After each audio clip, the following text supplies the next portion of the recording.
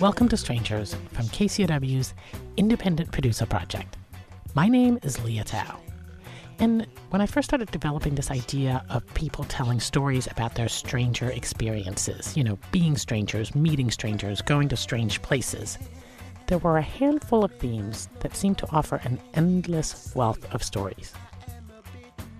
One was the idea of culture clash, which has always fascinated me.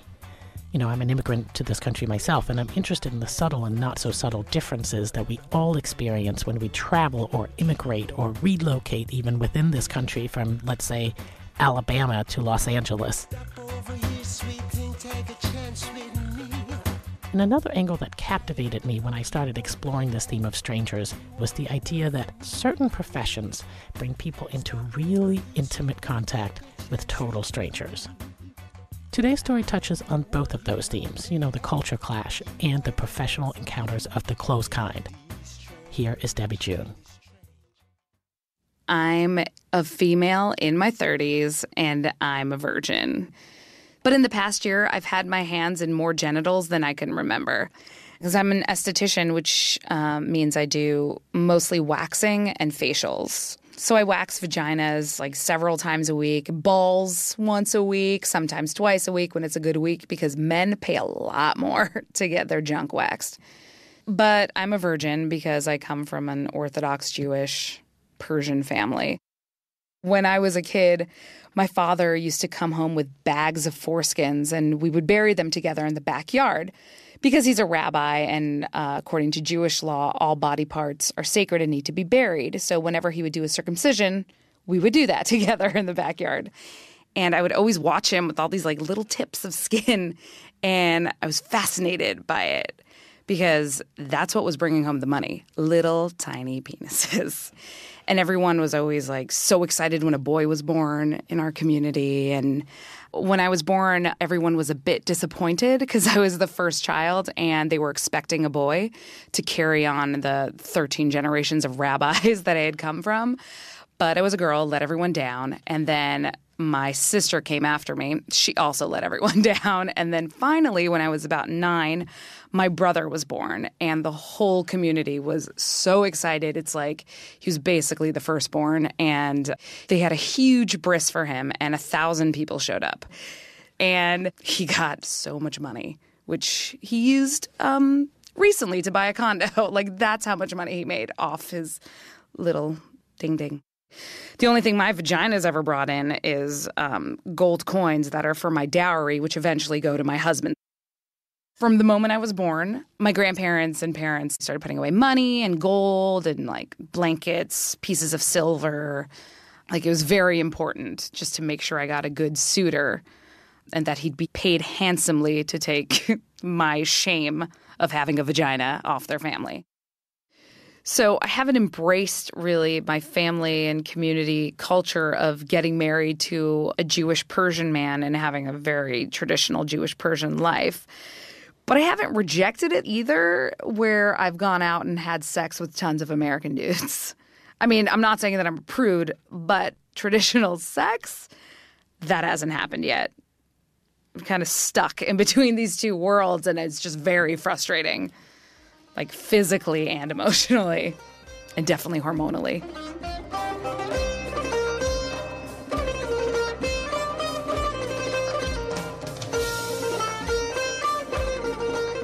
I got my period when I was 10, which was awful and horrible. And then when I was 11 and about to turn 12, my parents decided that instead of the huge bat mitzvah party that I had been dreaming about since I was 5 years old, that they were going to send me to Israel for the summer. I was not happy about it. So we went to Israel, and I was super worried about getting my period because I was still really new to it. My mom wasn't really helping me out with anything or explaining anything to me. So I tried to stuff as many maxi pads as I could into her suitcase, and we were off to Israel because there was no way anyone was going to buy me maxi pads. It was too embarrassing to ask or talk about. In fact, when I was growing up, my mom always use the word marizi for period, which means disease in Farsi. So your period was referred to as your disease every month.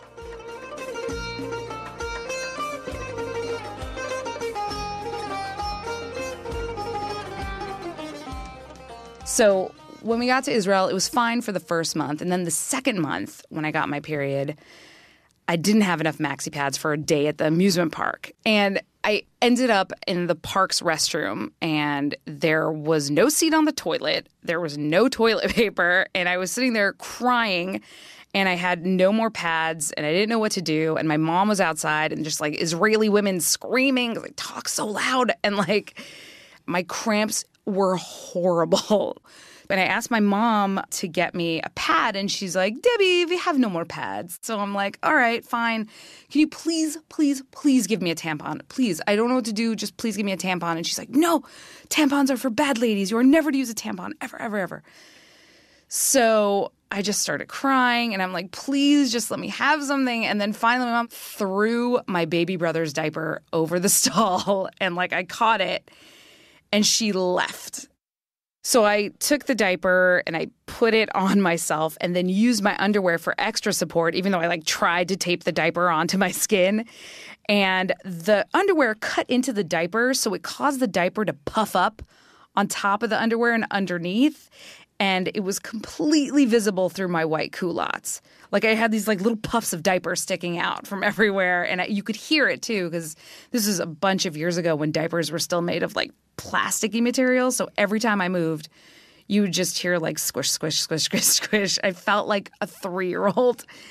And when I walked out of the bathroom, pretty sure everybody was staring at a 12-year-old girl with a diaper and a mustache, because my mom refused to let me get rid of my mustache till I was 15. High school was very difficult.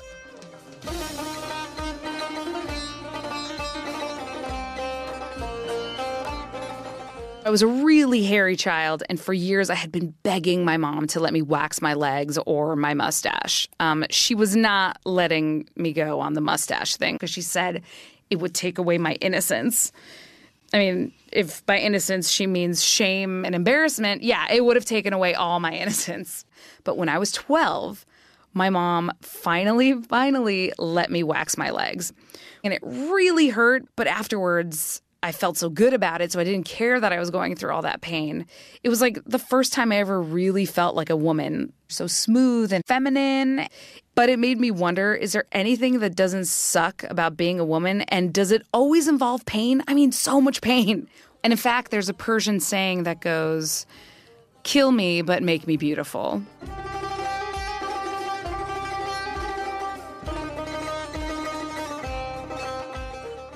So after high school, I knew I needed to get out of LA and away from my parents. But Persians do not let their kids go away to college in any way, or they don't even let their girls sleep away for the night. Like I wasn't allowed to go to sleepovers or anything. But I somehow convinced my parents to let me go to college in New York City because it was an all-girls Orthodox Jewish college. And that's when I finally started becoming comfortable with being a woman and meeting girls who were using tampons and having sex and talked about boys and had boyfriends. So it really opened my eyes. And finally, my last year of college, I started making out with guys and doing everything I've always wanted to do with guys, except for sex. I never had sex with anyone. And then once I started doing all that stuff, college was over and I had to move back with my parents, which was just a huge step back. But I was still too scared to use a tampon because I was stuck with all the fears of my hymen and my mom, and basically didn't use tampons till I was about 26 years old when I was about to go on a big trip. And I'm like, you know what? I'm going to be gone for a month. There's no way I can carry around maxi pads. I'm going to use tampons. So my best friend from college walked me through it from behind the door. She's like, okay, you do this and that. And it was kind of painful and really hard. I didn't quite get it because I was not really comfortable with my own vagina. So when I finally got it, I was like, oh my God, what have I been doing since I was 10 years old? 16 years. And I've been wasting my time with maxi pads. This is amazing. But I hid them from my mom And then my mom, who's very nosy, went through my stuff one day and she found tampons. And so she freaked out on me and decided not to talk to me for 10 months. Then finally, she asked me to go to a female Persian gynecologist to get my hymen checked out, just to make herself feel better. I was going to argue with her about it, but I was like happy that she was finally talking to me, because even after all the craziness, I love my mom. Like, she's kind of hilarious and like very loving, but just insane and like stuck with these traditional values, which I can never change in her. So I've given up on that. But I still wanted to have a relationship with her. So I said, fine, I'll go to the doctor, no problem. So I went to this Persian female gynecologist who mostly sees Persian women. And I went in, and my mom tried to come into the room with me, which was so awkward. And the doctor's like, can you please get out? Like, the doctor was awesome. She was very much on my side. And when my mom left, my doctor said, look, I know you're a virgin, and it's ridiculous. You really need to go get laid. Don't worry, I'll tell your mom you're a virgin. But, like, go take care of yourself, which was really eye-opening for me to hear this from another Persian woman. And then when we got back to her office after she had done the exam, my mom kept hounding her that she wanted proof. So my doctor's like, fine. And so she took out her prescription pad and wrote, patient was checked, hymen is still intact, which my mom was just smiling ear to ear about and like got a copy of, gave me a copy of. And I was actually dating a comedian at the time, and I went over to his house later. I'm like, check it out. I've got a certificate. I'm hymen certified. And he's like, give me the certificate. We're scanning it. So he scanned it for me, and then he sent me an email with the scan. And he's like, you might lose this one day, and I know you're going to use it.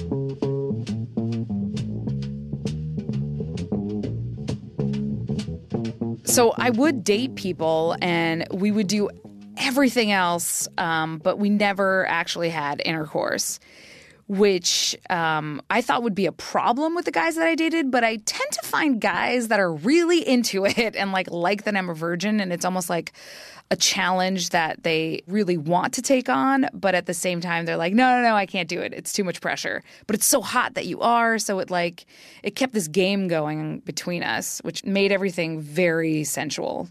So not having sex, touching became super important. Like, I really like touching men, and I love them touching me. And I just was so into how healing it could be. And because of that, I ended up becoming a massage therapist, which I love. And when I started doing massage and going to school for it, my teacher told me specifically that I had the touch. Like, there's just something about somebody who really is in tune with other people's bodies and like feelings and emotions. Like, I'm super open and super present when I'm massaging. Like, I really am connecting with the other person.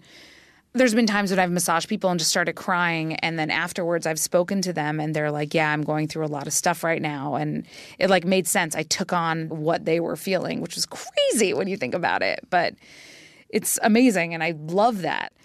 But it was really hard. It took a toll on my body. And after like 10 years of doing this, like every once in a while I still massage, but I just couldn't do it anymore.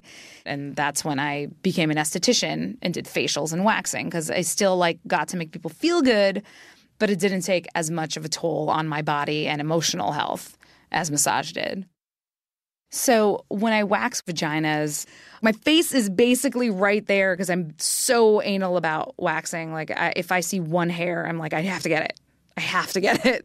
And I know it's going to hurt. Like, when I'm about to rip off that strip, it's going to hurt. But men love smooth things. And I know they're going to be so happy after. But right before you pull, though, you always have that thought, like, I cannot believe I'm doing this. This is crazy. But it's not just about making yourself beautiful or doing everything for other people. Like, sometimes I know I'm not going to be hooking up with anyone, but I'll still get waxed because it makes me feel pretty and wanted, which is, I mean, that's what we all want, to be wanted. So I love it. I think it's great. And at least now men suffer for beauty too. So that makes me very happy.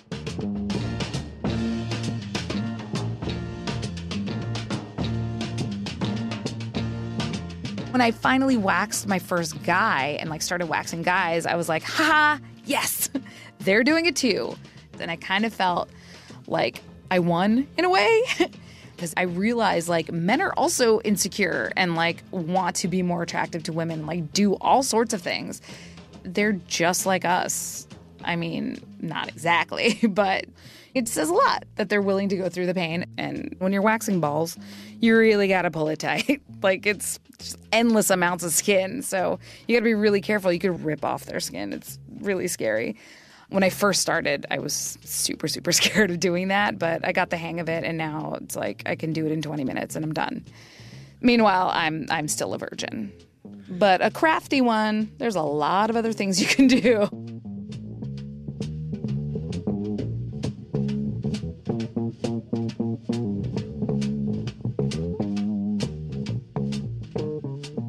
Sometimes I think about my father when I'm waxing or doing stuff like this because I guess it was ingrained in me since I was a little kid that for work, you work on genitals. And that's my career. Even though I was raised to just become a wife and a mother, I've basically followed my father's footsteps in my own special way. I love my family. I'm very close to them. They're so funny and so warm and loving, and I'm very lucky to have that, even with my mom's craziness or the repressive culture that I'm in. Like, touching is a huge part of our family. We have a very big family, a lot of cousins, and everyone's super close and all very funny. Like, everyone's constantly ribbing each other and, like, making each other laugh. Like, my grandparents, like, everyone's funny and has a great sense of humor. And you got to fight for, like, getting a word in edgewise. But I love it. And, like, that's what's made me who I am. But I have learned over the years that they do not need to know anything about my life.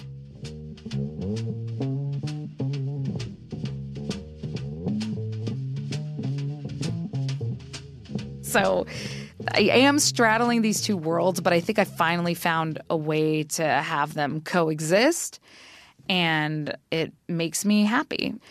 The virginity thing, on the other hand, I'm still figuring out. I no longer keep my virginity for my parents. It's not about that, the culture. Now that's more about me. And like, I've waited so long that now I feel like I can't just go have sex with any random person. So I'd rather be dating someone. So if I have sex with someone, then I'll just keep having sex with that person and get it all out. Or I want to have sex, like a one-night stand with Louis C.K., who I love. And one of my friends actually called his friend and asked him if he would take my virginity and, like, said I'm a virgin, 30s, and, like, Persian. So those are basically my two options right now in losing my virginity. And both have seemed pretty hard to get to. But who knows? Who knows what'll happen?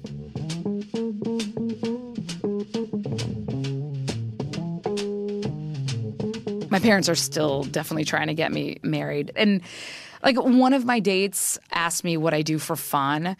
And I told him, like, I like going to movies and, like, hanging out with friends. And he goes, oh, I don't want my wife to have a lot of friends. I want her to stay at home with family, make my children dinner and the snacks. I'm like, really? Okay, well, great. So there was no point in going out with these Persian guys, but my parents are very stuck in that old world way of dating where they get a call from somebody's mom or aunt and they're like, we have a son or a nephew, he'd be great for your daughter. And then it's always a blind date and they always end up showing to my house in a suit.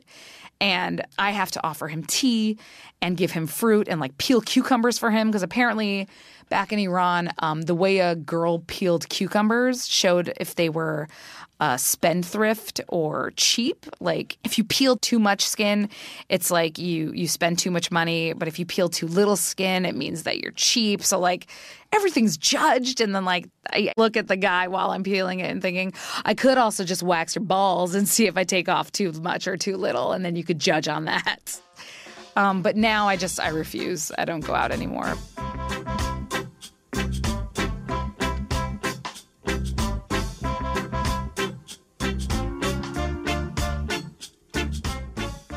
I'm Debbie Jhoon. I am a writer, comedian, massage therapist, teacher, esthetician, and I think that's it for all the jobs that I do, but I'm always open to more things. I made it through the wilderness. Somehow I made it through. Didn't know how lost I was until I found you. Thank you for listening to Strangers. If you like this podcast, go to kcrw.com/strangers. where you can find links to our iTunes page and our Facebook page and 17 lesser-known pages that we've invented just to look important. If you have a Stranger story, email me at kcrw.com/strangers. Shiny and new, just like a virgin. I want to thank our musical director, Jeremy Soule, and Mario Diaz and Kristen Carty for their help with this episode.